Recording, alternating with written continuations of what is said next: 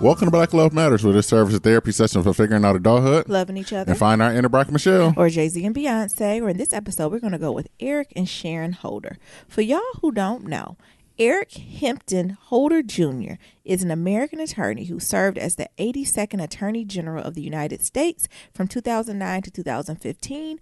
Holder, serving in the administration of President Barack Obama, was the first African American to hold the position of U.S. Attorney. Now, Holder was married to Sharon Malone, who's an obstetrician. The couple has 3 children. Also, as a FYI, Vivian Malone Jones, which is Sharon's sister, was famous for her part in the stand in the schoolhouse for when she stood in the schoolhouse door, which led to the integration of the University of Alabama. Holder is also involved with various mentoring program of inner city youth, and she's also an avid basketball fan and the uncle of the former NBA star Jeff Malone. I want to highlight them first because they're sickening. Right. Mm-hmm. So, of course, he's the first Attorney General of the United States of America. Right. Let's just put respect on that name. Okay. But he's married to a beautiful, black, successful woman. Okay. And they have these children, right? Been married for over 20 plus years. Okay. But I want to bring this to y'all attention because the streets has been talking, they're saying that he might run for president in 2020. Okay. And so this then sparked, and I don't know if he's going to do it, if he's going to do it good for him, I'm not sure. But y'all need to get the hell out and vote. These primaries are coming up now. I know y'all seeing commercials for elections in these primaries. Y'all need to get out there and do this stuff now so we have strong candidates. We can't no longer be passive no more, y'all. No. You have to get your monkey asses out there and vote. Get your monkey asses out there. And do what you need to do. Because when I sparked my ear, I said, oh, shit, we talking about 20. Oh, it's that season. Mm-hmm. The season is here. Yeah. We about to start voting. These primaries mean something, y'all. Like, even if, it determines, which candidate's going to do which. We need strong candidates all across. I don't care if you're voting for the judge, for the garbage man. Everything needs to vote. Everybody needs to vote. What you think, Niram? I agree with you. Get y'all monkey asses out there to vote. Eric Holder is the GOAT. Eric Holder is the GOAT. And he be sly with it. And the thing is, at first I was like, he ain't going to run for president. But, somebody asked him, I don't know if it was TMZ, BuzzFeed, somebody asked him. Because he was at one, I forgot where the place he was, but this is the place where all, the incumbents who run for president, they go give little speeches to, right? Oh, okay. It's them testing their feet in the water. And they asked him, would he run for president? He said, I run for president if I thought I could. I forgot. If he can make a change to the world, and make a change to this Trump administration. It's like Martin Luther King when he came to Detroit to do his I Have a Dream speech. Yeah. Oh, you tried it. That's where he went, huh? Yeah. Oh, okay. So I'm like, I said, this young blood might run. Mm-hmm. He kind of looked like Barack Obama. You think we're going to go get another black man in there? I hope so. We need a sister in there, honestly. Yes, I would love a sister. Naomi for president 2020. They ain't going to allow that, honey. Well, I don't know. It depends. It depends who my support system. Because of Donald, all things are possible. Christ. Anyway, who is you? I'm Niram. And I'm Niram. And this is episode 147, y'all. Yes. Be sure to leave a 1, 2, 3, 4, 5-star rating and review on Apple Podcasts and on Stitcher. And follow us on all forms of social media at Black Love Matters. Remember, that's Black with no K. Also, merch. We got that merch. We got that sale going on. Midnight, right? Yeah. We might let it go a little bit longer. Let it go for the week, Niram. Let it go for the week. All right. Thank you. It's going to go for the week. Thank you. Use BLM 30 for 30% off that merch. Amen. BLM 30. Yeah. What you got going on? Well, what's my check-in? I'm getting to joy. I am finding joy, Niram. What? It's been a while. It ain't been since 96 like you, but it's been at least since the early No, I'm sure. It's been at least since 2014. No, but I'm just getting in a place of where I'm happy, where I'm just firm and confident in who I am and what I do and why I do it. Right. Okay. And I'm just happy, right? I'm happy that you're here. I'm happy that, everything with work is falling into place. Work doesn't feel like work. The days go by quick. Mm-hmm. I feel like I'm not at a place where I'm living for the weekend. I enjoy Tuesday just as much as I enjoy Saturday. Look at you. And that's something that hasn't happened in years, right? I feel like my skin is clearing up. I'm still ain't getting this weight off me like I should, but I ain't gaining. No. That's a blessing. Mm-hmm. Also, what I was going to say, what also is bringing me joy is that my tribe around me is living their best damn lives too. Because when the blessing is in the area. Everybody, right? You know, I got friends who starting new careers. I got a really good friend who I just got off the phone with her not too long ago. It was the friend I was talking about, y'all, that we were like, we just working all these years for what? And I was like, what's going on with you? What's going on with work? And she's like, I quit that bitch.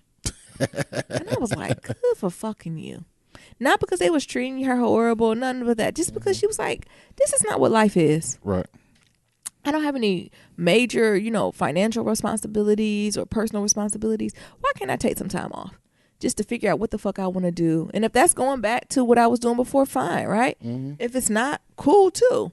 So, right, but just to be able to take the space while you're young to do it is just like, this is the type of people I want to be surrounded with. Yeah.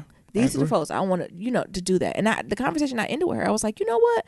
It's people who work their whole life to get to the freedom and the liberation to do what you're doing. Yeah, got a little early retirement. Because that's the goal, right? The goal is to retire to do what the fuck you want to do. But if you have the privilege to stop in the middle or a quarter through your career to be like, or a third way through your career to be like, let me think about this. Especially if you got the cash and the means to do it. Come on. Why not? What else you work for? Right.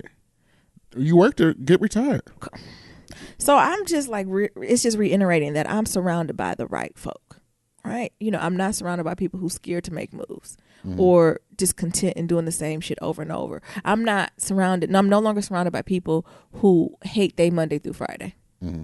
That's no longer what I'm doing, right? I'm surrounded by people who their whole week brings them joy. Right. Tuesday night happy hour is a thing. Tuesday night happy hour? Like, and meaning in a fun way, like, I can't wait for Tuesdays. So also I should say, with my job, I was doing the month of yes. And on June 1st, of course, some folks who work with me was like, you want to do game night? And everything in my spirit wanted to be like, what? No. But I'm a changed woman. I said, sure. And I went out there with them kids. Because I just say kids because the majority of them younger than me. Mm-hmm. And I had a fun time. You had fun, baby? Like, you know what I'm saying? Like, I just think back to previous careers or spaces I was in, I was always the one to be like, y'all want to do this? Do you want to?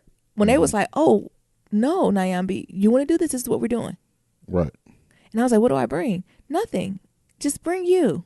And I was just like, this is what I prayed for. Yeah. This is what I asked for. I asked for like this type of community of support where not only people can be my colleagues, right? But we can be friends, right? And be authentically who I am. So it was fun. Of course, we played this game. I think it was something about I think it was called What Do You Meme? M-E-M-E.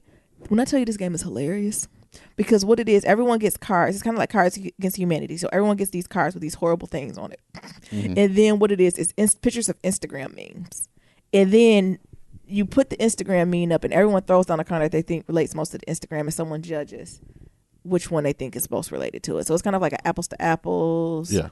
Cards Against People, but it was so funny to see everyone's stance and like people were finally letting their hair down. So a lot of these people, I'm their supervisor, right? So they're kind of being PG and things like that. And then of course I'm breaking the ice, so I'm throwing a card out that say something about titties, and they're like, "Ooh, yes, Niram, do you like titties?" I said, "I do like nudity." Like so it was just a way just to break the ice and be there, and also see what this Silicon Valley life is, right? So meeting their little boyfriends and girlfriends and partners and having good conversations with them. I know it was just a couple one-liners that got me the whole time though. Like I forgot, what did I say about somebody's Tesla?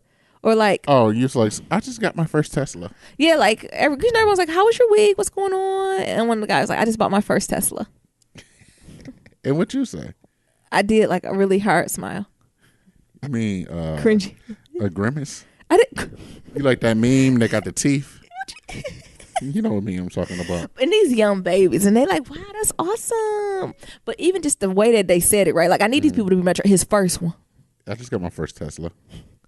Like, there's more to come, right? Yes, there is more to come.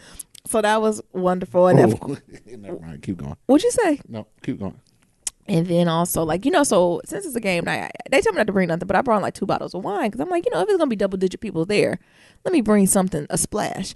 And I brought a splash, and they were like, oh, my God, Niram, you're classy. And I was like, what? Meanwhile, I just went to Trader Joe's and bought some of the $3.99 rosé and a Merlot. Mm-hmm. And, just to, if it's bad, to add some fruit punch to it, right? It'll be golden. And they was like, "You're so classy." I was like, "Well, why? You brought something. Don't worry about it." They was like, "Yeah, I just brought what's it called? A jar of jelly." The fancy jelly from No, Williams. they brought themselves some Trader Joe's strawberry jelly, but it matched because it's I'm gonna say Carucci. I can't get the word out. What's the start word? The condiments. What is the C word? Crudité. I almost said Carucci. Oh. It's crudité, right? So you can put a little jelly on some toast with some sharp cheese. Like that makes sense. But the way she said it, she was like, "I just brought this. I ain't know what to do." That I was just dying about. And I don't know, it was just good. It's just overall a good night. My last thing, not a read, but just to bring some attention and perspective. I'm glad ABC, aka Disney, fired Roseanne and got rid of the show, right? That extra money, can you use to pay your workers a living wage? Ooh. Which one's the Disney workers? And the one at Anaheim. Because I don't know, is that Disney World or Disneyland? I don't know. I never made either one of them. Oh, poor Niram. I've been to Orlando. I haven't been to the California one. This is why I ain't got no joy. That's why oh my God. Just stay woke, y'all. Bernie Sanders was on a whole tirade on his Instagram this weekend with them Disney workers and how they ain't being paid. Disney, continue your do rightness. But I was just telling them, I know colonizers. Mm-hmm. They was too swift with this Rosie move. Yeah. They want us to distract and say they paying their workers trash. And the thing is, I know it's a company, they got to make money. But y'all know who got children or don't got children. If you just like the Disney experience, it's $100 a pop. What? No, it's more than that. That's what I'm saying. At minimum, I'm including children prices, seniors, vets, California, Florida citizens, right? On average, if you average all those prices together, it's about $100 at minimum a pop to get into Disney. And they see thousands and thousands of people a day. Shit, let alone run a race. Oh, I didn't even think about that. Shit, the race I'm just is talking like about going into the theme parks. And y'all can't give y'all workers a clean $20 an hour to live? Right? We're not even talking about insurance. We're talking about hourly wages. We're not even talking about health insurance, which you probably should be giving to them that too. Disney should be one of the best places to work in America. But they never make that list, honey. Nope. I remember Disney was kind of a little slave trade-ish. Remember undergrad? Folks used to get them internships there. Yeah, them Disney joints. And they be like, "Oh my God, it's amazing to work for Disney. You go for free." But when they come back, they be a changed person. They be like, "I hate this shit. I hate Disney. It's slavery." And I was like, "Is it that bad?" Child, and I'm older. I'm seeing, yeah, this is what they done did. But overall, that's my check-in. And like I said, I'm just doing really well and just blessed and highly favored. Did y'all go listen to that? It banged on it. Oh my goodness. Niram, what's going on with you? They have flutes and shit up in there. Oh my goodness.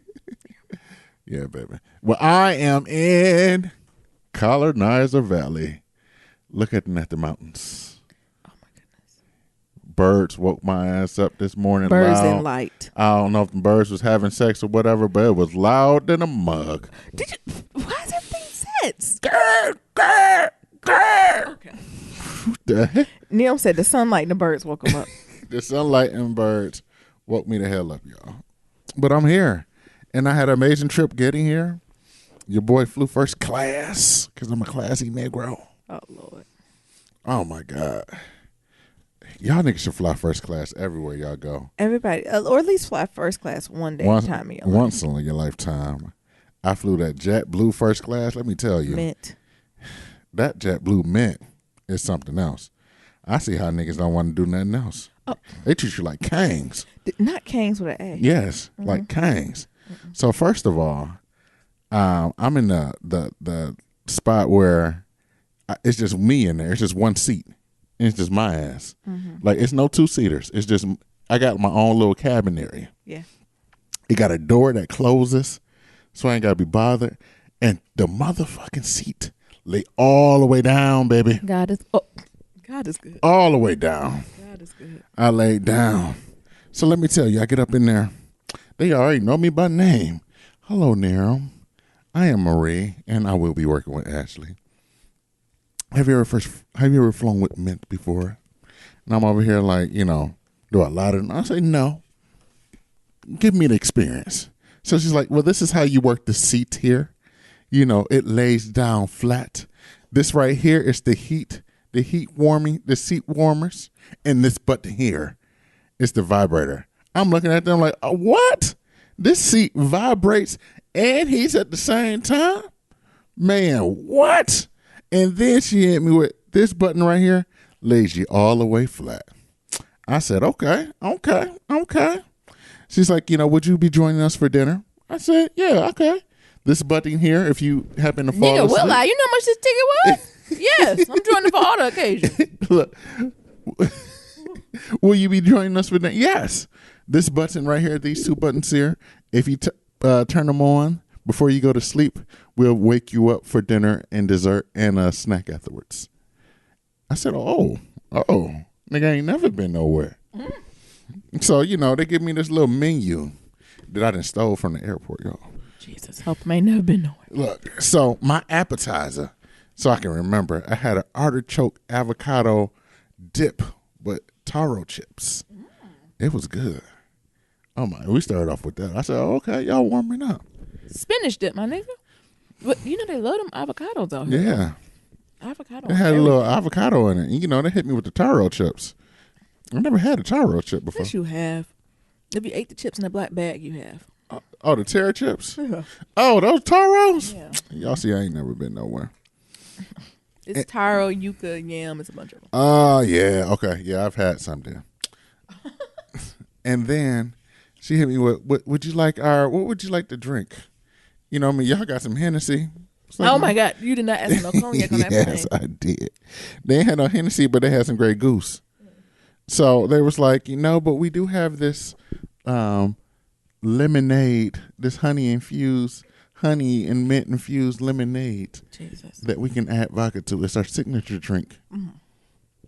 I said, well, let me have one said, then. I'm a signature type of nigga. Right. Keep them flowing. I got one.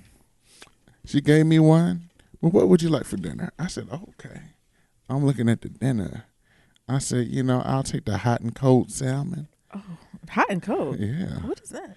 Had baby beets and oranges and watercress with creme fraiche on it. Oh, is it salad?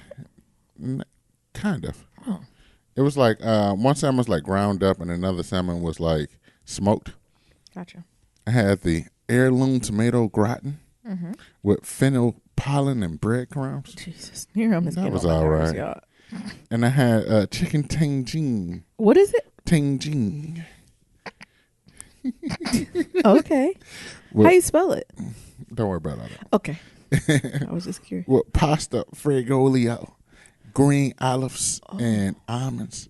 And then I had a little pancetta. Well, I love the pancetta. I love the swine. I love a good piece of bacon. Pancetta with spicy peach, arugula, and radish. That was good as hell, too. So after that, I went to sleep. She woke me up, like a lightly touch on the shoulder. I'm touching me. Y'all can't see it. Thank you. Yes. Nero. Did you act crazy? Whenever I lightly wake you up, you act like it's the end of the world. Excuse me, Mr. Niram. Mr. Niram. Yes. Your dessert is ready. I done pressed the button to get me from laying flat. She done put down my little tray. Man, the trays in first class is big as hell. You got to fit all that food, you got to fit all the privilege on there. I know. I had my little ice cream. Had like 4 different scoops of different things on there. And it had some fresh fruits. And then she gave me a cookie from Milk Bar. Oh, now Milk Bar cookies are lit. It was lit. So the funny thing what is, type of cookie was it from Milk Bar? The compost. Oh, so everything cookie. Yeah, like it was like cookie. Frosted Flakes and shit. Yeah. Y'all milk. Some of they cereal a little. They got not cereal. They got what is it? Ice cream called cereal milk. Yeah. It's a hit or miss for me. But they cookies and they crack pie. Yeah, that crack pie was good. Oh my God, it's so good. I'm sorry I cut you off now. Go ahead. Finish. So, let me tell you, I'm up in there enjoying my first class nappy nap, and here she comes. Excuse me, Mr. Nero. Still tapping to me. Mr. Nero. Yes. It's time for you to drink some water. Oh, they did not give you a water check in. Water check, my nigga. They gave you a water check. And then after that, she gave me like this little bag. Like, what the hell is in this bag? It's a little sleeping mask, toothbrush, toothpaste, some type of face mist. It was off the hook. Oh my God. The TV was bigger, mint. Yeah. Oh my God. That was amazing. The TV. Did you watch any movies? What did I watch? I watched Game Night. That was kind of funny. Mm-hmm. The Commuter. Is that the one with Liam Neeson in it? Yeah. I fell asleep on that one. And there's another one I fell asleep on too. Gotcha. But I watched Game Night. That one's really good. Gotcha. But I came back. I got here like 2 a.m. And Naomi was just waiting on me. Oh, don't say that 2 a.m. You were supposed to get in. At first, the flight was early. You were supposed to get in at 12:30. Mm-hmm. And then what time did it really get in? 1:30 or 1? And then how long were you taxiing? We taxied for about an hour and a half. No, like about 30 minutes. Oh, my. Because I guess ain't nobody was there to pull in the gate. Yeah, it's so late. You know how it be. You know, I had living in Michigan, a lot of folks who work for the airport. And they be like, sometimes when you be taxiing, just niggas ain't on their job. Mm-mm. So we was just sitting there. They just living their best life somewhere. Look, I imagine Niram. I still got 15 minutes on my break. Look. I'll be back. Y'all ain't coming? Look. Bus, lay back down. Was the flight attendant, was people showing out? I mean, because you were in first class, right? So you're comfy. I'm sure the first class people was cool. Yeah. But what if you weren't in first class? Like, people had to be ready to get the fuck off that yeah, plane. they was. It was 2 people. But 1 person per se. Yeah. That got their ass up. Because, you know, when you taxiing, it's almost like you're landing. Like, because the flight attendants, they don't leave a seat until, like, we actually get there. Yeah. And something else. Because I was talking to somebody, and they were saying, like, taxiing is, like, one of the dangerous things of like flying. Really? Yeah, because like planes can run into each other, taxiing and shit. Yeah, I guess it is because they stop. I wonder how long it take the plane to stop. I told you that time I was on the plane and it was going right, Mm-hmm. and then it was snowing, I should say, and then we slid, and I felt it. I was like, oh, and I would love to see the pilot face because it's like, Hurr. And then you could tell he kind of like fishtailed a little bit. Yeah, and I was like, wait a minute. So one guy, excuse me, sir. You can tell her because she got like the jumper seat on, got the seat belts on. Yeah. Excuse me, sir. Sit your monkey ass down. Everyone needs to be seated. White ass. I gotta fucking pee. Oh my god. So he go in the bathroom. She rolls her eyes, and then she got to get up because I guess one of her supervisors and called her. Yeah. Like the guy from the back. So she go knock on the door. Excuse me, sir. Yeah. Excuse me, sir. You got to go back to your seat. I'll go when I finish peeing. Leave me alone. Oh my god. What do people on a plane say? They're just looking. Jesus. Sometimes you do got to pee though. You do. I've been here waiting patiently, and we still ain't got. I got to pee. Sometimes you do got to pee. They wanted to call the air marshal on them. Really? Yeah, I heard because I'm in first class. I hear everything. Yeah. He's like, should we call the air marshal on him? And what they say? And the other person's like, no, he just got to pee. Like, leave him alone. She was like, I'm not going to be on ABC News tonight. It's not because somebody got to pee. She said, I see how they doing them. Mm-hmm. So that was cool. Being on first class, you get your bags 1st. Mm-hmm. My bag was the first bag to come on out. What? Yeah. Niram. Shit, I enjoyed that. Yeah. I'm about to get my coins up. I'm about to try the first five first class everywhere I go. Yeah. You actually caught a good deal. That's why. Yeah. If you was on that red eye, that's why it was a little cheaper too. It was. But so now you here, or did you finish your whole story? No, that was it. How you feel? Your weekend here. How was our weekend? I'm a little tired, truthfully. Did Nyambi do a classic Nyambi things? Yes, Nyambi did. What's it? Wake me up bright and fucking early talking about what you want to do. Let's go play out and gallivant in the city. Mm-hmm. Nigga, I'm sleepy. You were the one who was like, maybe we should go to the city. I was sleepy. But Naomi woke me up. Because I'm over here sleeping good. Oh, I did wake you up and say, you woke me up today. My eyes were nice and tight because that bright ass sun. And then Naomi shaking my shoulder. And I'm like, huh? Oh, you up? So welcome home. What do you like to do today? I left you that whole morning because I only got a little piece of word on Saturday. Mm-hmm. Everybody teases me because they say I be in church all the time. So what did we do Saturday? We just chilled out. We just ran a couple errands. Mm-hmm. Went to a couple malls and things of that sort. You gonna leave out the lobster of the red? Our celebration dinner? Oh, we did go to Red Lobster. Oh, I can tell we getting old. We can't even finish one lobsterita together. I said keep it. We're all set. Damn, I always wanted to say, was that lobsterita bigger than usual? I don't know. I feel like he put more liquor in it. He put more sugar in it. He was like, don't ask me for nothing else. That's the thing I can usually take care of lobsterita. Yeah. Mm-hmm. I think we were tired. Yeah, it was. Because, I got in. It was like what 2 a.m. Like we finally got home. It was like 2 a.m. So that was like what 5 a.m. Eastern Standard Time. So I was just all threw off. Yeah, we did the best we could, but we thought the true fashion to celebrate is not doing nothing local, but to go back to an oldie but goodie. Yeah. Anything else, Niram? No. You got another wallet. You went to. That's not interesting to you. It was fun. It was this really cool store, but okay, that's fine. You good? Anything else for your check-in? You happy to be here? How does it feel? I am happy to be here. One of the things I was telling Niram the other day, it kind of feels like vacation. What? I almost feel like there's a time limit where, like, it'll be over. Yeah. But this is like really life. Yeah. Like, we stay in Colonizer Valley. Yeah. Like, we have no more ties in white-ass New England. I know. And it's kind of crazy. As I sit on our couch and look at the mountains. Oh, my God. Niram is so extra. This shit is permanent. Yeah. God damn. I know. So excited, right? Yeah. God is good. All right, ready for some pillow talk? Yeah, let's get into some pillow talk. I don't even know if Niram watched this. The thing is, I don't even think he needs to. Y'all watch Queen Sugar? Ralph Angel Finance is back. Did you watch Queen Sugar, Niram? No. Well, I'll briefly talk about it, and then we'll talk about the Black Love. Did you watch the Black Love doc, Niram?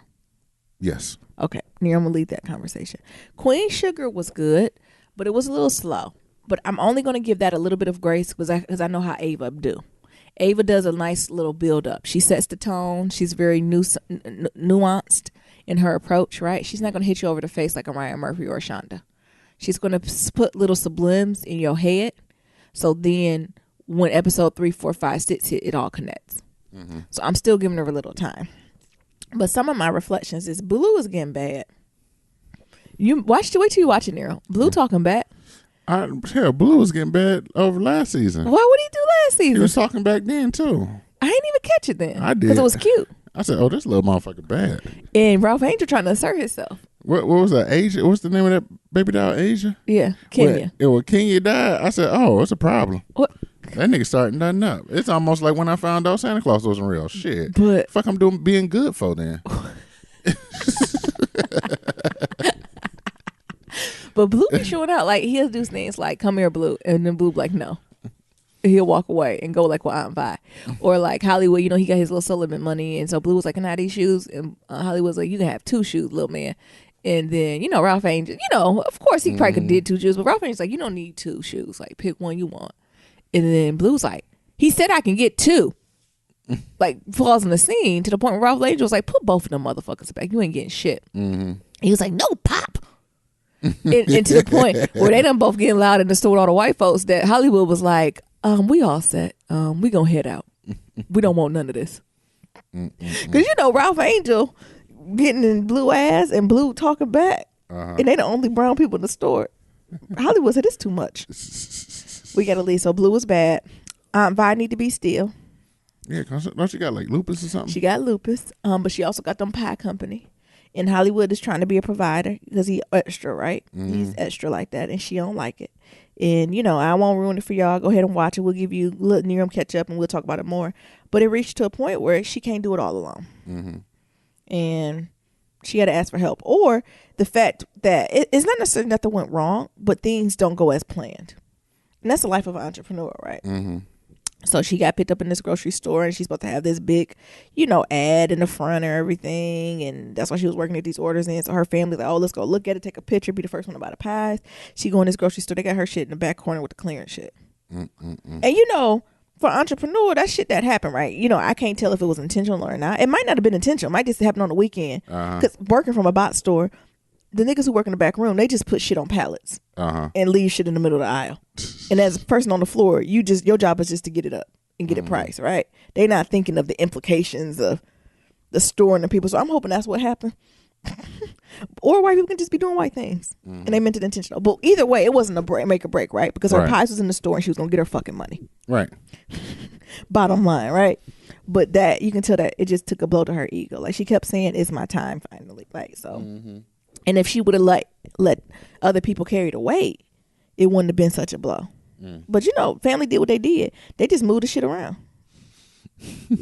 You hear me? Right. They just picked up their shit and it was like, oh, your pies belong on this display. Oh. Move these yahoos, put them bitches where yours was, and move Right. it over here. Meanwhile, on the ranch, I'm sure a worker ain't say a word. No. We just glad y'all doing it. Just keep it neat. Zone it.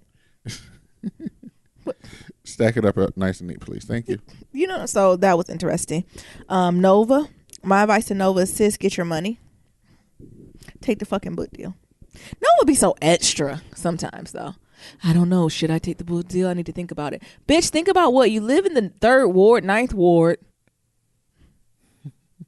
with this little ass newspaper who only gonna let you have so much of a voice. Why the fuck won't you take the risk and do your own book? What's you got to lose, bitch? Like, I thought that was just weird. Like, and I think at the end she is gonna take it. But it was like, is there something to really think about? No. Sis, you basically a hood witch, right? Growing up cilantro and parsley and weed. And it's like, take the book deal. Ask them, can you get a cookbook deal too? Right. So that was interesting. Charlie, tread lightly. She playing with these white boys and the police, honey. But you know, I identify with Charlie Bordelon West. Mm-hmm. She is trying to play these white boys with the power of pussy. And it is going to, it is going to work. Because niggas is predictable. I ain't going to give away, I'm letting Niram watch it. But she is playing with the power of pussy. And these white boys look like they might be hypnotized by the power of pussy. What? Mm-hmm. She done sold her daddy property. All she got is 1%. And she said, with that 1%, I'm gonna find everything I need to know and buy I'm gonna buy my land back and these white boys' shit back. We gonna see she on, as Ralph Angel said, she on some Godfather shit. Don't underestimate the power of a black woman. And then her sorry ass baby daddy. I shouldn't say that. He's not sorry. He's just indifferent to me. He keep coming in the picture. Talking about Charlie, because Charlie done found stuff on the police and done does stuff because she said that's what he did to my baby. And her husband like, what did you think he was going to do to our son? Charlie said, I ain't think about that. I'm just thinking about revenge. So it was just interesting, right? It was a slower start. And all that was like 2 episodes. Like it took 2 hours for us to tell that story. Where, you know, and Shonda Ryan Murphy, they just told that story in 15 minutes. Right. They would have did that in a flashback. So I don't know. It was good. Like it was still good. It looked beautiful. It looked like they got a new opening credits. Gotcha. Which was gorgeous. But my thing is, I'm more hurt that Blue is bad. And also we found out if Ralph Angel is Blue Daddy. I ain't going to tell y'all. Oh, I forgot about that storyline. It was unneeded almost. Did we ever think Blue was his child? Because I ain't want to be that girl to be like, Blue's mighty light. You think after his mama? She ain't that light. Blue was lighter than his mama. But I was like, maybe it's just casting, right? Maybe Blue just came and knocked it out the water so much that they couldn't take. Right. You know what I'm saying? And it's television, so play along. It doesn't jump the ancestors. Right. And I could say it's going to take after Charlie, but Charlie and Blue, Ralph Angel don't got the same mamas. Because Ralph Angel and Nova, I almost called her Tara from True Blood. Y'all remember True Blood? Yeah. Oh, Lafayette, R.I.P. Did we ever think that was his son? Niram, real talk. Yeah. Oh. How would you feel in that situation? Be sad. But like if it was brought that you had to figure out. But like, do you get the test or no? Yes. Why? Well, like if it don't matter. My daddy always told me, no matter who kids it is, you get the test. Why? So you can know it's yours for sure. What? So you can know if it's yours for sure. But if it's not, and you say you're still gonna take it to the child, what does that matter? Well, that's different. That's what I'm saying. Blue is like what, 5'6"? No, he older than that, 7'8". I don't know. He talking back. But it was just interesting conversation.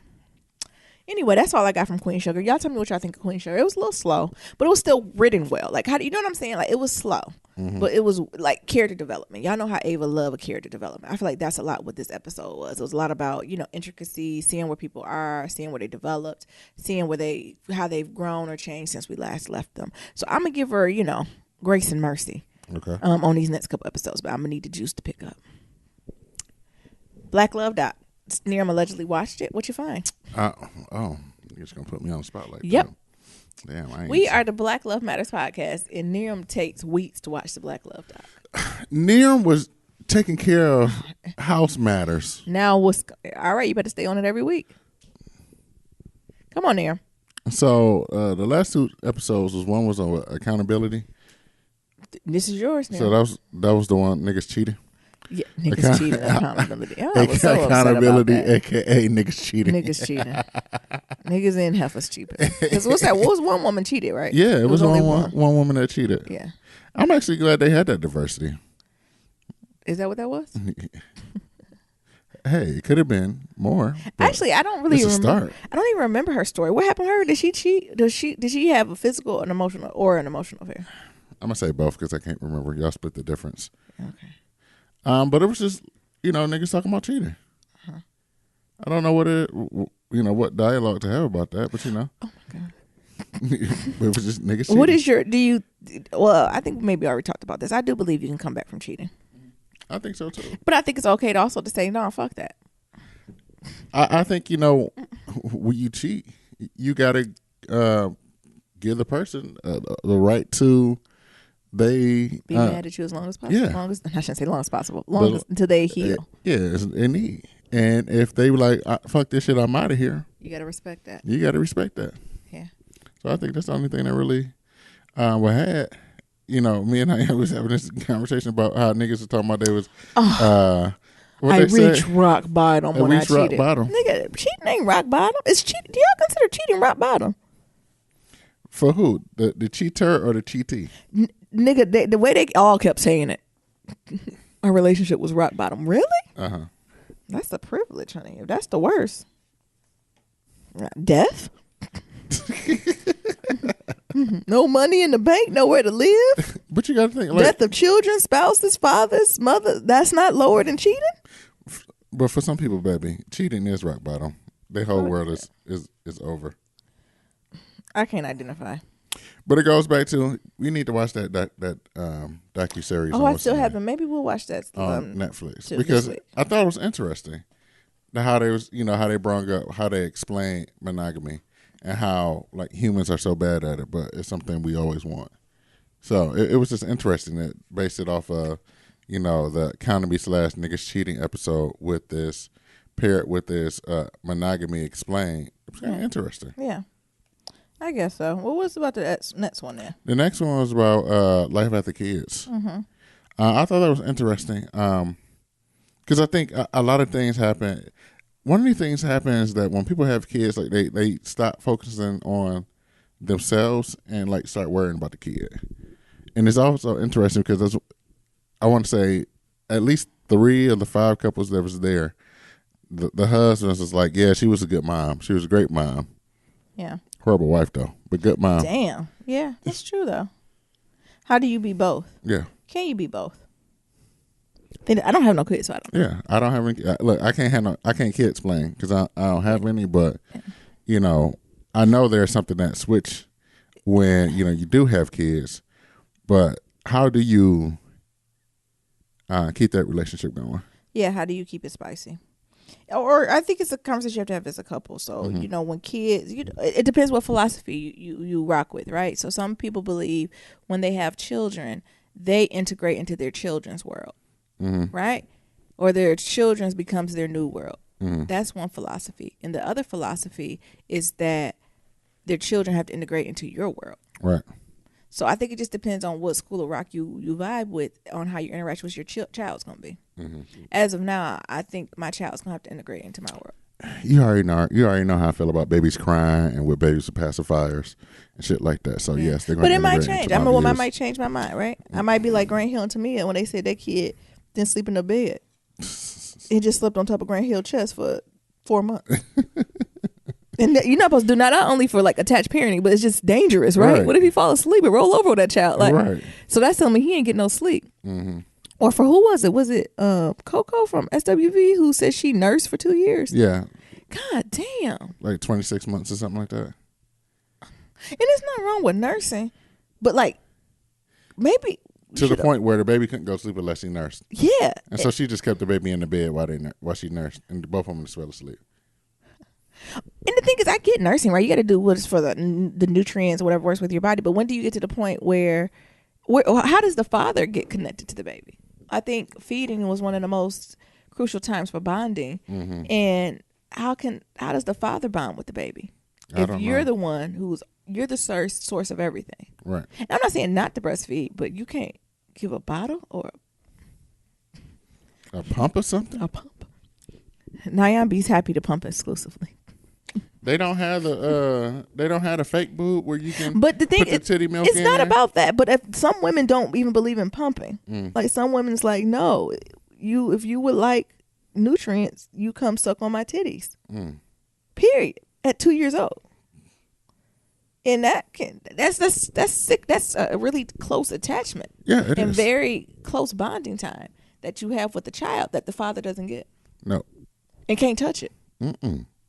Yeah, Like it ain't nothing he really can do to come close to that type of connection. Can't. Like it reminds me of that Family Guy episode. I think I already said this when Stewie like was asleep. And then he kind of nudged, and like Peter was holding him, and he just started sucking on Peter's titty. But then he cringed because it's like a hair on his titty. And he was like, "You are not her." You know what I'm talking about? Yeah. And he like just started shuddering and just started crying. And was like, "I don't want you. I want the woman. I want my mama." But it's like they were trying to get to that, but the bond could never be. Right. I don't know, because some babies be going crazy over that milk, honey. That milk and cell phones. That titty milk is like crack to babies. I don't care what none of y'all say, because I done seen babies go ravenous. Like basically stripping their mom. And that's why I say, I don't have no thoughts here or there when it comes to breastfeeding, right? My vote is do what's best for you and your baby, right? But I have been in places with friends and people who I don't know where the baby's disrespectful. Right. And just grabbing on their shirt. I think when you get to the point of disrespect, we got to start reevaluating some shit. Yeah. Because it ain't cute no more. If the baby is able to grab on your shirt and pull down your your titty. unlatch your bra. Lift off your shirt and move it a little. When you've said no, right? We're not talking about when you at home or with friends. You know what I'm saying? In a certain setting, when you've told the baby, no, sir, you don't get any titty milk right now. You're full. Right. And they do it anyway. Yes, that's disrespectful. You are contributing to the rape culture. Get your child in check. Because I said no, right? You know what I'm saying? So, I think it's some boundary issues there that each parent has to figure out for themselves, but that's always a red flag with me, right? It's not the fact how long you do it, but I think it's the training in which you give your child and once you do it, right? Because it is your body. It does not belong to your child, especially at 2 fucking years old. This nigga walking, running, teeth, look, riding eating bike, ribs, riding bike with no training reels on and everything. Being, it's not in your mind as a gift, right? This is our bonding time. I'm giving you this as a nutrition, my gift to me. But if I tell you to wait, I mean what? Wait. And this little disrespectful bastard gonna blue me. Tell me fuck your titties, fuck your time. And Niram stupid talking about he contributes to rape culture. He's contributing to rape culture. Come on, you get what you want when you want. Right. Hey. Look, this how I start. Shut up. I'm saying. It start early.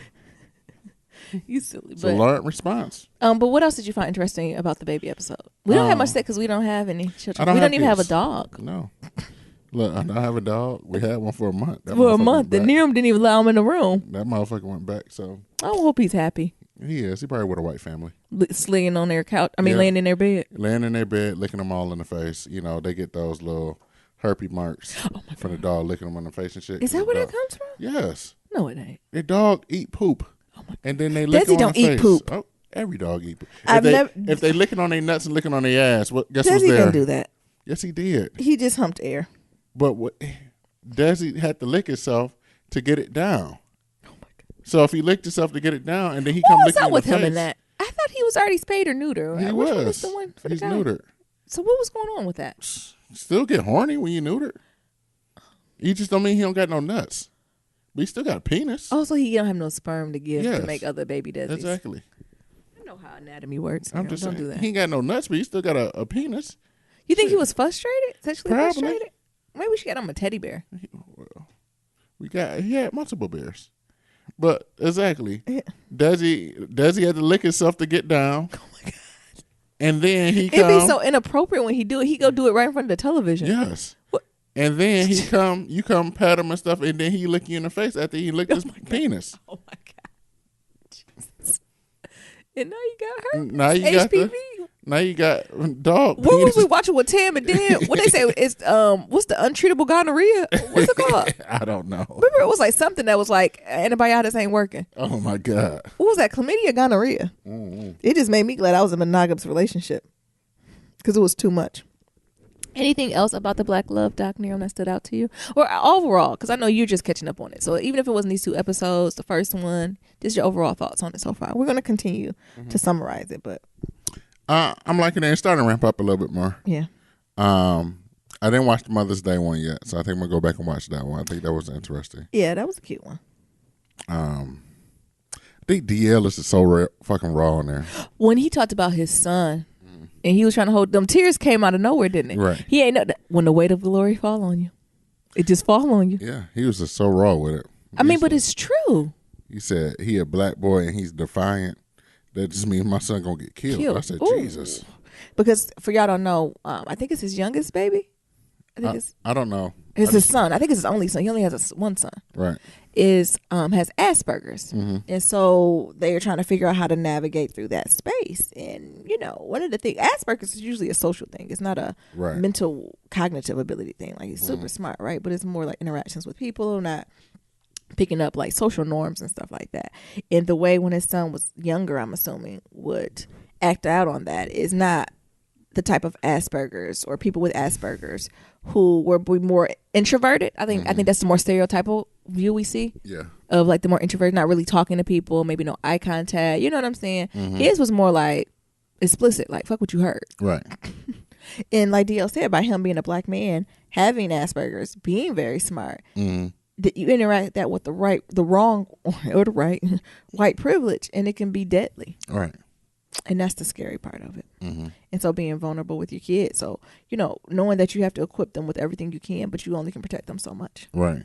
And knowing when to let go and when to hold on. Yeah, and I think one of the things he was talking about how he felt like he had failed them as a father.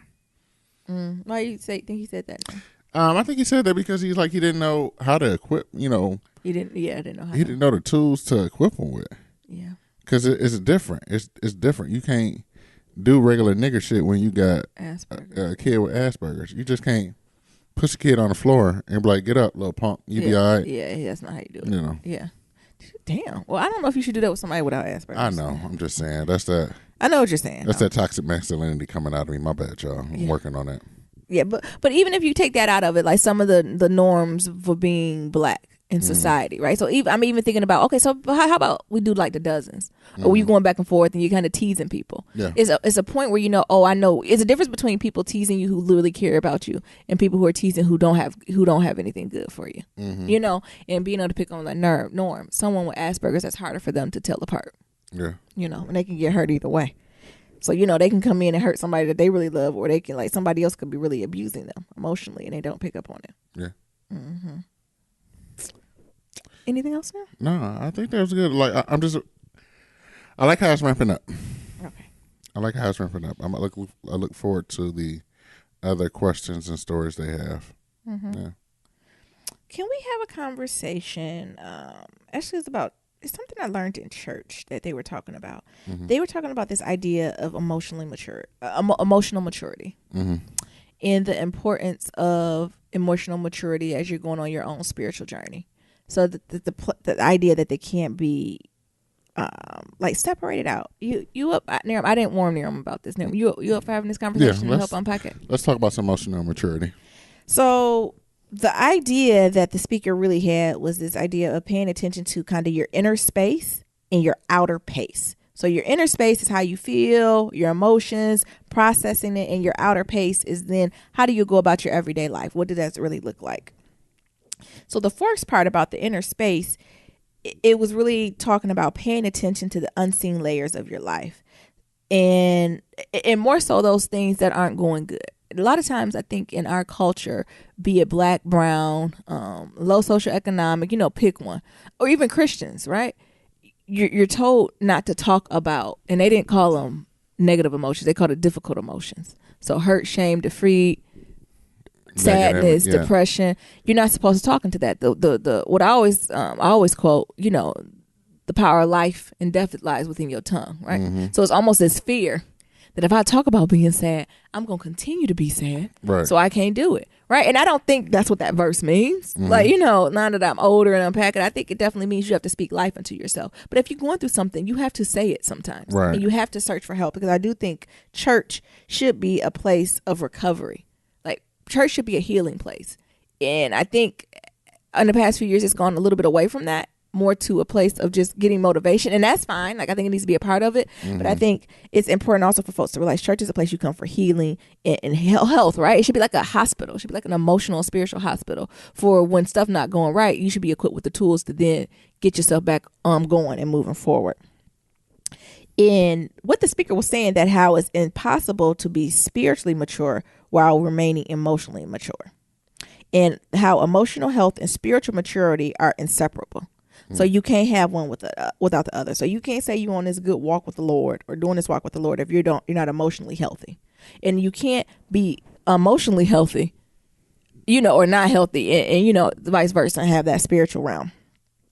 So the thing is, they're talking about, so what does it mean to be an emotionally mature community? And he went on to say, we may put this on Instagram or something. He really went to say how he really appreciate like all the Psalms, right? 139 was the one he really stuck out to him. But like how Psalms is really a prayer book for like kind of God's people, and it gives us words for prayer. And that's what he said. Like, sometimes we just don't have the words for it. So when you're going through this difficult stuff, be it through your personal background or through your spiritual upbringing, like, how do you go to God and be like, Lord, I don't know what I'm supposed to do with this, or your grand architect, what am I supposed to do? And what stood out to me, what the speaker said is more, a lot of times we'd be like, Lord, or, grand architect, or during meditation, affirmations to yourself. I want to get through this. I'm going to move for this. I will be, abundant, blah, blah, blah. But this is a different way. It's almost like you're asking, God or your grand architect to show me. Right. So I'm going through this situation. Instead of saying, take me out of it, Lord, I'm all set. Saying, well, okay, I'm in here, Lord. Can you show me, and what am I supposed to learn through this situation? Right. So I thought that was really interesting. So it's almost this idea of the revelation of God is more so the revelation of self. And going back to like basis of how we have to take time to listen to our interior world and what's going on with us. But now I'm getting to the meaning. So that's the context of it, y'all. What's the purpose of it, why we're doing it? But this speaker hit me in the throat with a few things. The first thing he hit me in the throat with was, sometimes we live to avoid ourselves. Message. Yeah. So through work, family, activities, or fear. Dazzy. Ooh, we have to it's the idea of giving ourselves permission to be sad or depressed. Right. So really asking those questions when you're talking to your grand architect, when you're writing in your journal, when you're talking to God, whoever it may be, whatever that practice you have, are you asking yourself the questions, asking that person, that thing, whatever it is, what are you trying to say to me through me? Because sometimes when you go through this stuff, right, we just want to be done. Lord, I know it's a reason for this, but just get me to the end. It ain't saying, what are you trying to say to me through me? So think about the times that you were hurt and had shame and defeat. And also during the good times, what did this mean? And asking like your grand architect, instead of saying, change it, Lord, flip it. What do you want me to do? How about sometimes you just be like, just go on this journey with me. Yeah. Can we just do this together? Because, if you believe in a grand architect, it's already done, right? It's already written. He already know the outcome. So he know the best way. He knows the path of least resistance. But sometimes you just got to ask, well, how about you tag team with me on this journey? Instead of just, going through it by yourself. And that's really what happens. So what do you think about that kind of first piece of it? That idea of how we live to avoid ourselves.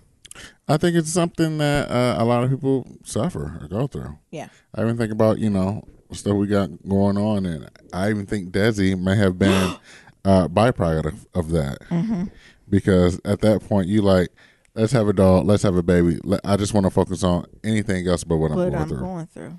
And I'm like, nah, you got to go through this. Yeah. So I think that's something that a lot of us suffer through, because it's pain, it's hurt, it's shame, it's defeat, it's negative energy, it's despair. We don't want to go through all that, but we have to work our way through it to get to the other side. And a distraction is what it is. It's just a distraction. And when it's all said and done, when them kids get older, when that dog die. Oh, don't do that. There's a lot of people who love dogs who listen to our podcast. Or that dog gets sent back to the shelter. Those problems still going to be there. So you got to work through it. Yes. And he had an activity, which I thought was interesting. to help unpack and build this muscle. So he said to get to that part, it's hard to build this muscle. So people, are asking, well, how do we get to this point of openly sharing our emotions and how we feel? Like, what is the tools we need to do that? And his recommendation, y'all know I love journaling. He was like, you either can journal, find someone that you trust, or just say it out loud over and over again, these questions. So the first question he had you ask was, what are you mad about? And like explicitly saying that. Then it was, what are you sad about? Then it was, what are you anxious about? And then lastly, what brings you joy? He recommended that folks ask these questions to themselves every single day to help process it. He said this helps build a muscle so you can actually face what you're going through. Because a lot of times you suppress it so much that you don't know why you sad, mad, or anxious. Yeah. Or Niram, shout out to what brings you joy. But if you writing it down daily or having a conversation either with another person or out loud to the Lord, it eventually the tone changes. And then also you see how they're all interconnected, right?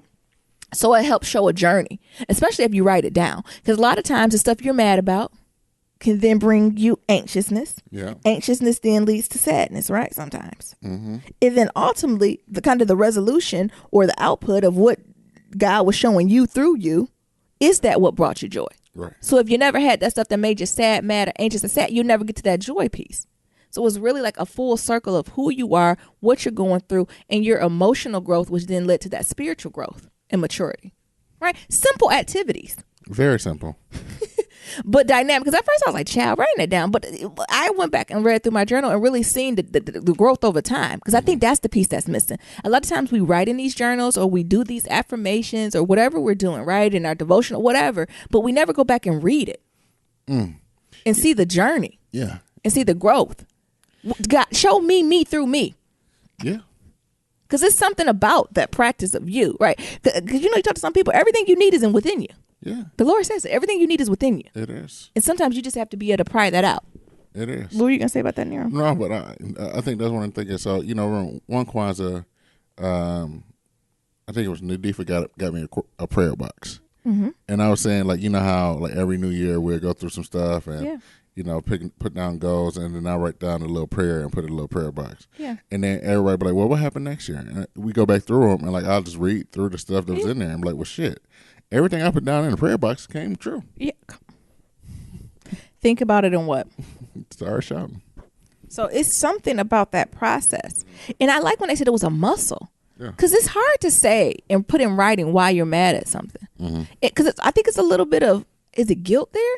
Yeah. That you're not supposed to say these things, right?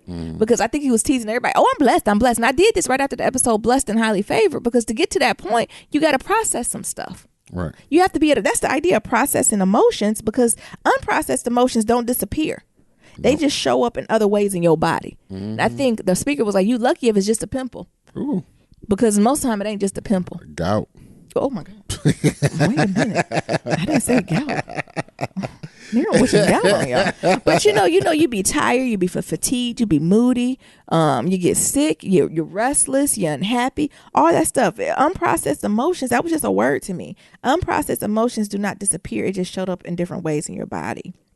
And by doing that activity and having these conversations and processing difficult emotion, it brings this awareness to you, right? And awareness is necessary for transformation, because if you're not aware, you're not living in reality. I think that's another thing that hit me too. If you're not aware and consciously present what you're going through, the emotions you're feeling, you're not that's crazy. It is. That's a plot line to a Lifetime movie. For them women who be thinking they married to somebody and they never met, that's a disconnect to reality, which can be terrifying, right? And then it went on to then talk about community, to build this community, and the idea that you can't do it together, you have to be self-aware. So the idea that emotions play a role in discerning, the grand architect, God's voice, and listen to that. Because I think before also, when it comes to brown community, underserved communities in the church, they be like, well, don't let your emotions get the best of you. But sometimes those emotions is God's voice telling you what you need to process from that. Right. You mad about this. Why? Why are you mad about this? Where is this coming from? Where is it triggered from? And really diving into that. And more broadly, I was thinking about the impacts to the community, right? Before you help others, you have to know and be able to help yourself. And you can't help someone else with grief if you haven't felt it on your own. Put your life mask on before you help someone else. Right. So if we all want to be these people in the world and help folks, you know, because that's the goal, right? You have to process your own feelings in negative or positive or difficult or whatever it's going to be to move on. I like the example that they gave about a relationship. You know, we always got to tie it back to Black love. All right. So if you're in a relationship and your partner come to you in anger and upset, and the speaker was saying that traditionally the way that he helps his wife respond is one of 4 ways. And Niram, help me if I'm wrong with this one. I think because Niram went to church yesterday too, y'all. He'll tell that in his, I guess, his check-in next Wednesday. Did you forget you went to church? It was so quick, wasn't it? What time you get out? 11:46. But anyway, he said the way he responded to his partner is one of 4 ways. So when his partner comes, is upset and distraught, the first response of his is to become a computer, right? So, all right. So, honey, you can solve it A, B, or C. These are the options. Ain't work. The wife like, you ain't listen to me. I don't need no solution. You ain't listen. Fine. Next one. The next one, Niram, what is the next one? One was like dip out. No, that's okay. Of course, that's the only one that Niram remembers. The next one is minimizing. Oh. So, you're upset about that? Is it really that big of a deal? Oh, yeah. Is it something that you really, I don't know. Maybe you're being dramatic. Yeah. Let me tell y'all, it ain't work. And then another one was him like, well, I wouldn't act that Yeah, way. so then you put yourself in a situation, well, I never would have acted like that, or I want to let them talk to me. I ain't going to do no shit like that. And then the last one, none of them work. You just run. Dip out. Be like, oh, you mad? Well, I'm going to head to the store real quick. I'll be right back. You go ahead and process what you need to do. I'll be back, right? And so he learned none of them worked. And like he went to therapist, and this therapist was like, the thing you need to do is be in a place with your wife in these emotions. So instead of trying to fix it, minimize it, change it, run away, just be with her in those emotions. You've been upset, sad, or angry before. Be with her in that. And that's what's supportive. And he was like, this bullshit ain't gonna work. But he was like, let me try this shit. So he went to his wife, and she came home from work, was upset about something. She's like, I'm just so upset because da-da-da-da. And he was like, what the hell they do? This is crazy. Can you believe that bullshit? I'm about to call her. And the wife was like, wait a minute, honey. We'll figure, but I think that just example to show sometimes folks just want you to be in it with them. Right. Right? Because that then shows love, compassion, empathy. Right? I even think of broader, like thinking about the nation and the community, right? What if white folks, when the first young Black boys were beginning to get killed, what if the chiefs of police and white lawmakers came on and been like, this is a devastation to our community. We can't believe that we have officers that will kill young people in the street. If this was my son, I would be devastated. You know what I'm saying? We are together with you mourning the loss of this young Black male, and we will do everything in our power to make sure it don't happen again. Shit. What else? What the fuck we gonna say? Nothing. Oh. What? Well, I guess I'll put up my... of course you've got to make sure they follow through on the actions. But if that was the initial response compared to, well, we going to do an investigation to see if anything really happened. Right. Nigga, what? His ass should have complied. Somebody lost their life. Right? It's just that compassion of response, that emotional maturity to say, first and foremost, it is ridiculous that a young man has lost. I don't care if he was in the wrong. A young man has lost his life. And coming to that place, right? Coming to that emotional, mature place. And that's was their first step, right? In Ferguson. Right. The energy would have been totally different. Right? Yeah. So it just got me thinking about just being with someone and making sure someone's feeling heard, seen, affirmed. That's the first step in emotional maturity. It is. But if you never went through something like that yourself or able to process those emotions yourself, you're not going to be able to relate to that, right? No, you ain't going to be able to do that. But also, you got to think about most of the time when lawyers and shit get up in there. Yeah. Get up in there. Deny. Yes, I understand. But I'm talking about as a broader world. Yeah, Niram, I know what right? you're saying. So, that's on a nationwide scale. But if you think of shit that happened in the workplace, even if you think of just some shit in the workplace or friends, right? People in your community, think with family, right? Right. Well, hopefully no lawyers involved. Who knows? Stuff like that. If you would just be compassionate with your family, like, oh, that is really fucked up. Even if you're thinking in your head, well, nigga, just fix it. Think how different it can be. Right. I'm going to start practicing with that, Amber. Oh, how you going to do it, Niram? Don't do that because I might like it. I'm like, you're right.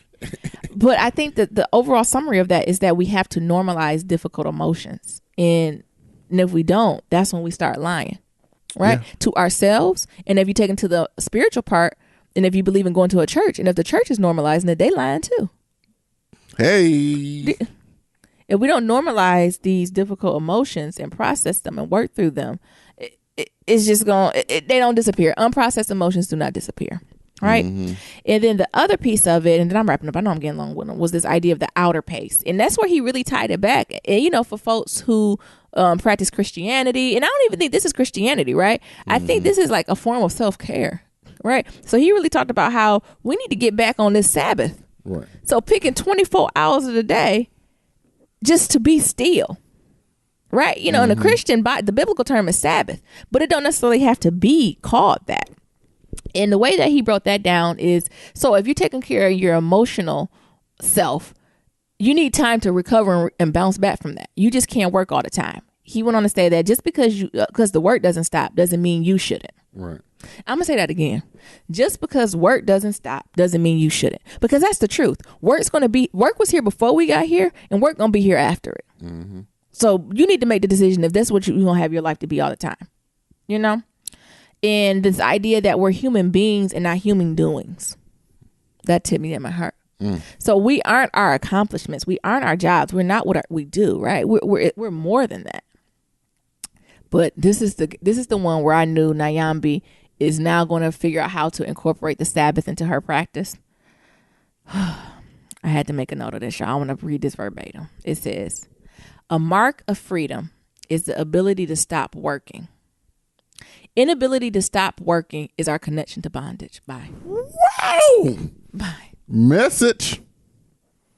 Bye. Nyambi, run it back. It says a mark of freedom is the ability to stop working. Inability to stop working is our connection to bondage. Was Kanye right? Shut up.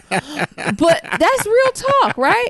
So, you know, we come from this phase of like, don't sleep, continuous work, always work. For what? Mm-hmm. That's connected to the bondage. Because if you don't sleep and you're doing these things, that's just leading to buy what? You're working to buy things, to have things, statuses, symbols of what? Freedom. Symbols of freedom and liberation. Well, you can't. But the true freedom is what? To say, I'm not doing it. I'm not working. Fuck this shit. I'm going to look at these mountains. Come on. And I think that's why I got so excited when I talked to my friend when she was like, I quit that shit. I was like, she free. She free. And if she owned, look, if the only one, what Harry told me to say, if they only knew they were slaves, I could have what? Freed 1,000 more. We're not going to go that way. Why? Because Kanye tried to use that against us. Oh, the thing with Kanye, yeah, we in some bondage currently, but you're not going to tell us that Harriet Tubman and Frederick Douglass had a choice. That's what he's going to do. But yeah, are we living in some form of bondage? Absolutely. Absolutely. He was right on with that. I don't know what the fuck he was talking about. He don't know the history from 1400s to the late 1800s. He didn't know that history. But living in 20 now, what are we in 18 now? Mm-hmm. Oh, niggas, we definitely connected to some bondage. Who was it? 2 Chainz got a show called The Most Expensivest. Mm-hmm. It's a good show. Who you think watching it? The most poorest. What? Well, my broke ass watching Come on. Don't get me to talking. So that's just something, you know, that connected to me, and the idea that work easily becomes overwork because it's in our society. I work before I am, so there's never an end point in life. And what I got out of it is that it almost seems like a successful life have become a violent enterprise, right? So to have this idea of a successful life, you're working with 80 plus hours a week. You're not taking no breaks, right? You got to have the perfect job, the perfect family, the perfect house, the perfect dog, the perfect body, the perfect food. Like, it's a constant thing. Like this success that becomes a violent enterprise then put war on our body, our family, the spirit, our own spirit, right? And the earth, right? And this air quote, like, how do we try to heal? Is through a vacation. So it's like work, vacation. Right. Then I need a vacation from the vacation, right? Because you can't just go on a vacation to sit. You got to show the status of liberation. So you got to be doing extra things. Right. I got to take pictures. I got that for the gram. Yeah. You see what I'm saying? And that's the idea of like a secular rhythm, which leads to, like, you know, the vacation blues, but the idea of getting into consistent Sabbath or sitting down, How do you get a consistent vacation? How do you regroup? And if you're Christian, you believe your God gave you the gift of the Sabbath, right? Because if you break that down, if you're Christian, you break that down even more. If it's Sabbath, you're not supposed to do nothing, right? So the idea is that even if you take all day and don't do a darn thing, the Lord still loves you. That's the grace and mercy, right? So you don't got to do anything. So that job, none of that stuff means nothing. And the same love is still there for you. Come on, that's a word. But again, just that idea, if you're not tying it into Sabbath, just having a 24-hour period without any have-tos or should. Having just a 24-hour period in your life when you don't have any air quote have-tos or should is extraordinary, right? And the result of that is deep rest, renewal, spiritual formation practice, and an invitation to a life that isn't dominated or distorted by overwork. Can we talk about like having a life that's not dominated or distorted by work? Yeah, that'd be crazy. What do you think about that? Like, I even think about the friend I talked to who just quit when she was telling other folks she was leaving. They was like, well, what are you supposed to do? Shit, Bitch, not work. Like, sit on my ass. When it becomes the status quo that you have to go to work and work for 8 hours and commute anywhere between 15 minutes and an hour and a half each way, that's your whole life. It is. And that becomes the norm. It does become the norm, and it's liberating. Isn't it's liberating to see friends being able to like, well, I'm gonna take 2 years off and have the financial resources to do it. They be like, I'm taking 2 years off. Yeah. My car paid off. I ain't got no debt. Yeah. And I got 2 years worth of salary sitting in the bank. Well, shit. Why not?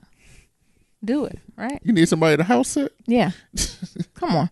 So I think, again, Sabbath is a biblical word, but I don't even think it has to be biblical. It's just this idea of renewing. Nigga, right? rest. Rest. It's just the idea of taking rest and making time for this rest. So when I think of taking this rest, I think of 4 things. So first you stop, and this is where you rest because work is never going to be done. And I think that's paid and unpaid work. Like, don't take the day off from your paid job to then do your unpaid work. Sometimes that laundry got to sit there. Sometimes the children got to eat peanut butter and jelly sandwiches. Rest, right? Then to delight, right? To find joy. If there's no joy when you're resting, how are you going to get rejuvenated? Right? So if you're not stopping, you're not resting, you're not finding no joy. And then lastly, find time to contemplate.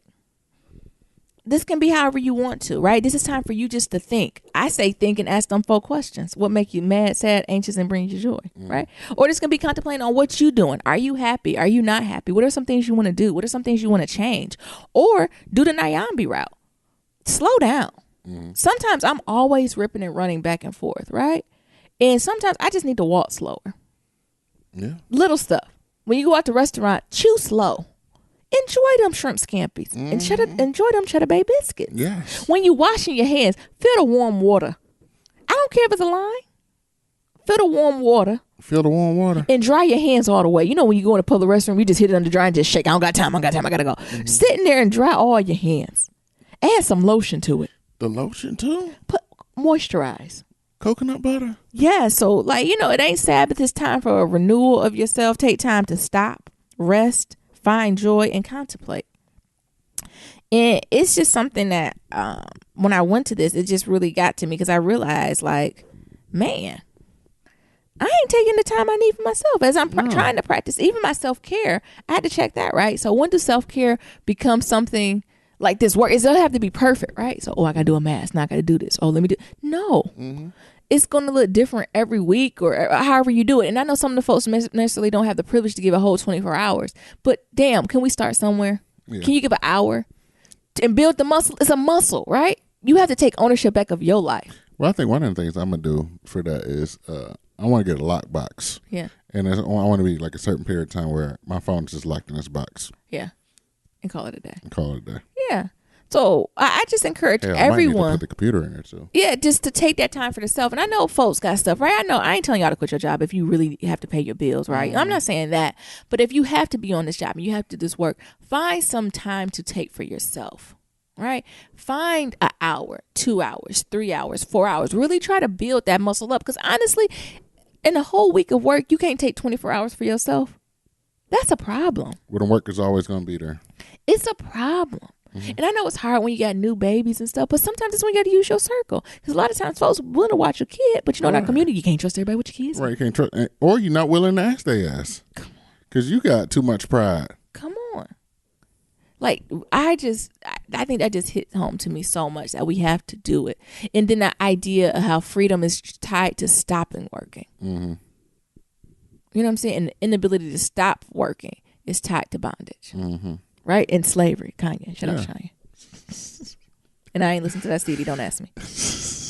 I don't know what he's doing over there in Wyoming. So it was just something that connected to me. So like summary, like that work, doing that inner work, right? So that's that emotional maturity. Dealing with difficult emotions and not letting them go unprocessed, and asking yourself the question, what makes you mad? What makes you sad? What makes you anxious? What brings you joy? And being in a place to process that. And when you're with folks in your community and you see them going through something, don't try to solve it. Don't try to minimize it. Don't try to blow it up. Don't try to run from it. Be with them in that. Right. Be with them in that. Get madder than them. If they sad, be sad with them. Mm-hmm. If they upset, be upset with them. I'm not saying stay in that place forever, but when they bring it to you initially, that's sometimes when you have to be there and to support folks. And then lastly, take time. Look, we won't call it Sabbath, but we'll take time to stop, rest, find joy, and contemplate. Mm-hmm. Let's try to get our muscles up to 24 hours. But if it's only an hour, start with an hour. Start somewhere. It's just, it was just important. And I think in closing, the presenter talked about the dichotomy between, the Atlas, the man who carries kind of the world on his shoulder, right? And how he's strong, right? But that world look heavy. He's struggling, but he holding it, but he's struggling. Mm-hmm. But then in dichotomy with that, I think it's I forgot what cathedral it is in New York, where it's like Jesus was like 5 or 6 and got the world just in his hands casually. Which one you want? You want to be the Atlas, or you just gonna get the world to Jesus? Which one? You struggling, eating paleo, working out. The world is heavy. Mm-hmm. When you got somebody, grand architect, affirmations, journal, whatever you do in the process and stuff, we can get something they can just gently hold it in their hands, right, and go on about their life. Because work gonna be here all the time. Yeah, it's gonna be hard. It's always gonna be something, right? But if you don't learn to work through it, what you gonna do?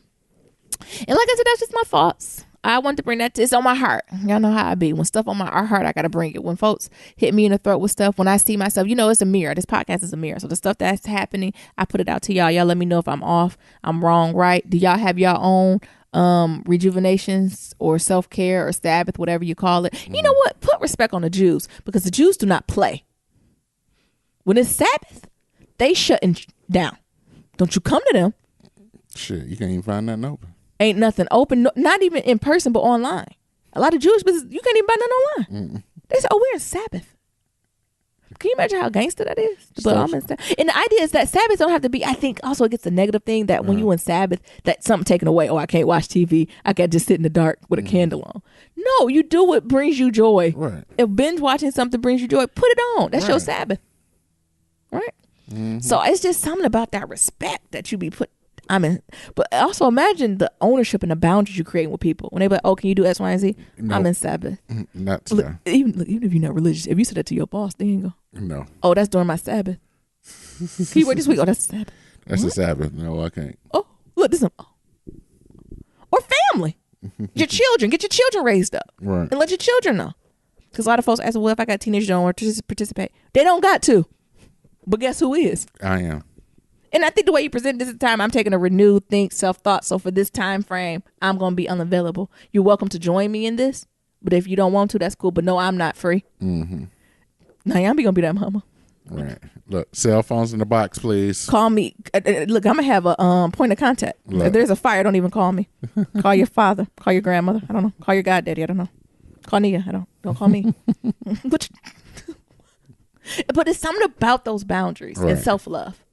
So I then can be the best Niram, be it mother, wife, daughter that I can be for you by taking that ownership of that time. And I encourage y'all to do that. Yeah. We might have to do a challenge. Should I create the Sabbath challenge? But I really think it is something about just going dark. Dark. Some of my and dark to what you want to. So having the idea that what brings you joy, it might not bring somebody else joy. Yeah. Right? Because I think about like some of my black granola friends that's out there in Denver. Smoke a lot of weed.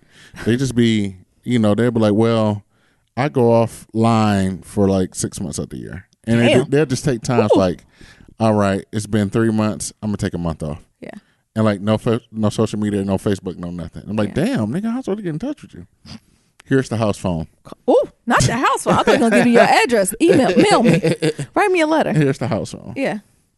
But that it's something about that too, like fully disconnect, because we are in a world where we're fully connected, but by being connected, there is like this form of bondage or slavery, because you always feel like you're missing out on something. And, yep. Or you're not good enough, not fast enough, not pretty enough. You're missing something. Yeah. Mm-hmm. And it's good, right? Yeah. So I like that. Now, do we got any kitchen table talk? Or? We do. Yeah, we got one. Oh, okay. Yeah, I see it. Hey, Niram and Nyambi, it's so good. I'm so happy that y'all will be reunited. Thank you. I just had a quick question for you all. How did you navigate being away for a month at a time? Was it hard? Was it easy? Do you have any tips? Keep up the good work. Oh, I ain't gonna say your name. Okay. Niram? It was hard. Me and Nyambi have like different communication styles. Very different. So I think like different communication styles, different worldviews. And I think the time apart from each other is when that's really being shown, because you got this 3-hour difference of us being coast to coast. We got this bi-coastal relationship, but also like these different views are really shown in the communication, because, just think about it. I'm a type of dude that if my life is cyclical, I don't really have much to talk about. I woke up, I ate, I cleaned up the house, or I made some repairs, and they be it. And Nyambi be like, no, but tell me everything. About what happened. Yeah. Like, Nyambi, I woke up. Yes. I put some spackle, and I took out all the nails in the drywalls. Yes. I put spackle there. I let it dry, and then I sand them down. Mm-hmm. And then I got something to eat. I want to know what he eat, why he ate, or just how you feel, because I even think in doing things the same way. Maybe it's just me and my Leo energy, or I got Cancer moon, right? So that's just my internal how I process, right? Everything has a different feel. Like no Monday is the same to me, even if I'm doing the same shit. Like I wake up with different energy, and I'm like, oh, I'm not really feeling this, or I do want to do this. Like all that comes out very differently to me. So I always like to process that. But I think some advice is that you have to be consistent. Mm-hmm. I think it's cute to begin with, because at first, like, oh, I miss you, I miss you more. Right. I miss you, like, it's cute for the first week or two to say that. After the second week, I was over this bi-coastal relationship. And sometimes when you don't have things to talk about, you almost have to, I don't want to say force yourself, but because that's your quality time. Yeah. Like you have to, it's almost like we were talking about with the Sabbath thing. You have to put time where this is what we do regardless. Well, if you don't got shit to say, I guess we're going to be here. Right. Be amongst each other. I know my thing, I would call you on my lunch and then like in the evening. And like that time was Niram's time. Like no matter who called me, what was going on, like no one could, like it had to be something super dire for me to be like, Niram, I can't talk at this time. Right. So I think that's one thing. So setting a schedule and being consistent with it. No matter what. Also knowing that, sometimes you just got to let your partner go. Yeah. And what I mean by that is that, there's times where I really don't have nothing to talk about. So instead of like trying to force that conversation, and it's outside of the time where y'all upset, you can like, well, I see you got some things going on. Like I'll let you go. I'll talk to you later. Yeah. And let that be that, because I think one of the things is not taking it personal. 'Cause I think one of the things is with your partner is that since you're all far away, you want to have that, keep talking and have that connection, because you feel like they're not here. So one way that I can build that up is by talking to them more. But shit, sometimes they don't want to talk. No, and being okay with that. Yeah. Yeah. And I think it's about being honest and transparent. So at times when me and Niram were here, we had arguments during that month. And coming to say, processing your emotions. Yeah. So are you lonely? Are you sad? Do you feel disconnected? Are you frustrated? Like calling a thing and saying that, and being able to actively have that conversation with your partner, and not being scared to do that. Because there's times I share it with you, like I'm sad. I think I'm getting lonely, or I don't know, I'm nervous about something at work. Yeah. And sometimes it's harder to have that conversation over the phone and stuff, because it sounds crazy, right? So I had this great opportunity, new job, moving out here. And Niram, meanwhile, back in, New England, trying to sell a house, he put in his notice to his job, so he unemployed. And here I come complaining about mine. Right? When it's like, bitch, go to work. Like, Right. Get over yourself. So really having those honest and transparent communications, I think it's important. Yeah. And finding sexy time, right? Yeah. Absolutely. Anything else you got, Niram? But it's hard. Like, it is hard. I think that's the biggest thing. People like some folks, and maybe it's not our thing. Some people do it seamlessly, but it's very hard. Yeah, I don't think the long distance relationship. I think that month, it's very hard. A month away is about as much as we can. Like our tolerance period before we start cussing each other out every day. And like, it's not that I don't think we couldn't live bi-coastally, but I don't know if we can go more than a month without seeing each other. Mm-hmm. Like, I think at that month part, somebody got to come visit somebody for a weekend. Right. Some type of face-to-face. And some couples, it just depends on your tolerance and your muscle. It might be more or less for folks. And we've been together for almost 14, 15 years, right? Mm-hmm. So it ain't a time thing. Right. It's a personality. It's a personality. It's your energy that you have with your relationship and knowing your needs and your wants. But I think it's about being overly transparent, overly communicative in what they're doing, and really listening to your gut intuition, and also not taking stuff personally too. Right. Because that's the hard part. Yeah. Mm-hmm. Well, that was a good episode. It was a great episode. Thanks for bearing with me, y'all. That emotional maturity and spiritual maturity, it just touched me. And for some reason, the Lord put it on my heart to share with y'all. Yeah. Sorry if y'all ain't like it, but I just had to put that on my heart. So y'all take some time for yourself too. Mm-hmm. That Sabbath, niggas. Take that Sabbath. Goodness, he said the Sabbath, niggas. Closest on down there. All right. To submit your Black Love story, go to blacklovematters.com. To submit a question for Kitchen Table Talk, shoot us an email at blacklovematters@gmail.com. Remember, that's black with no K. To leave a comment about anything we talked about, head on over to that website. We got that SoundCloud, and we got that voicemail, and that's at 508-784-1111. That's 508-784-1111. Remember, we got that merch on sale. Use BLM30 for 30% off. Nigga, this is about the goodest sale y'all gonna get. Oh, Lord. So get that merch while it's on sale. We're gonna leave it on for another week. And we'll talk to y'all later. And remember, love is ever evolving. Peace. Peace.